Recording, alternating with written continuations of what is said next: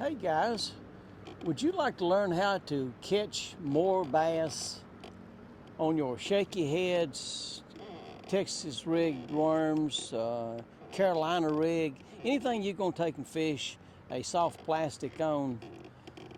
Today I'm going to give you the same information that I received myself back in 2009. In 2009, I fished a professional bass tournament as a co-angler on Lake Clark Hill, and I fished with two different professional bass fishermen.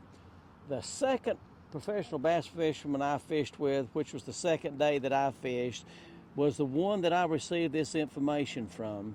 But I have fished all my life, and I had never really found the best way to set the hook while fishing a Texas rigged, shaky head or Carolina rigged bait. So the bass fisherman that I was fishing with, he was catching more fish than I was. And I asked him, I says, I noticed that you're not jerking your rod when you get a bite.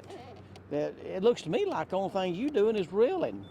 He said, yes. He says, that's the way I do it.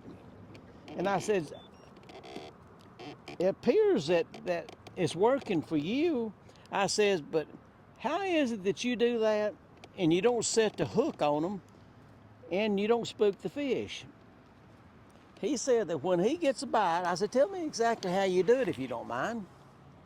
He said that when he gets a bite, the first thing he does when the fish starts biting is he reels his reel real slow or brings his rod sideways real slow until he feels the weight of the fish. When he feels the weight of the fish, that is when he will start reeling faster and pull his rod, sweep his rod back to the side or the top.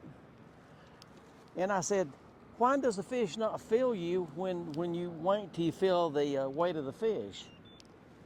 He said that when fish bite any bait out of the lake and the bait feels the fish get a hold of it, the bait's gonna resist the fish.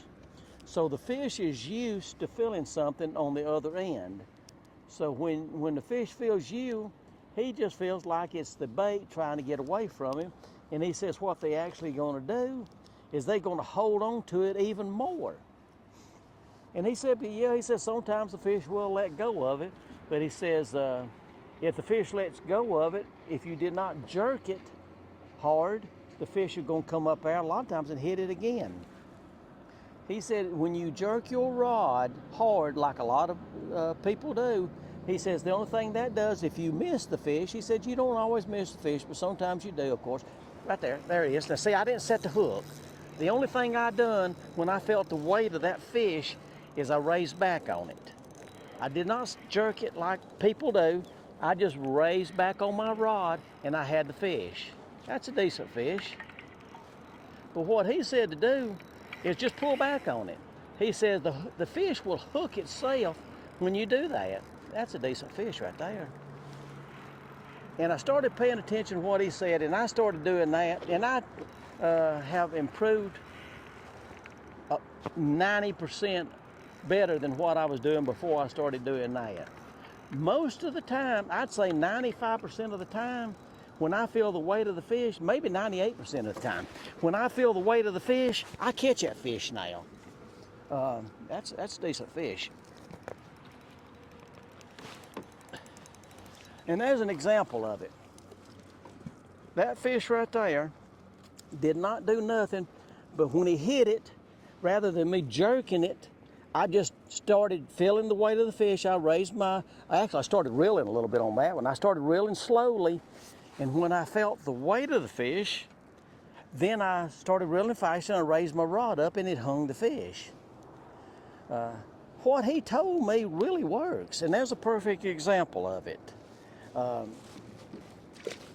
Is that right there? He said a lot of professional bass fishermen still do jerk the hook as hard as they can because they like the feel of the hook when it hits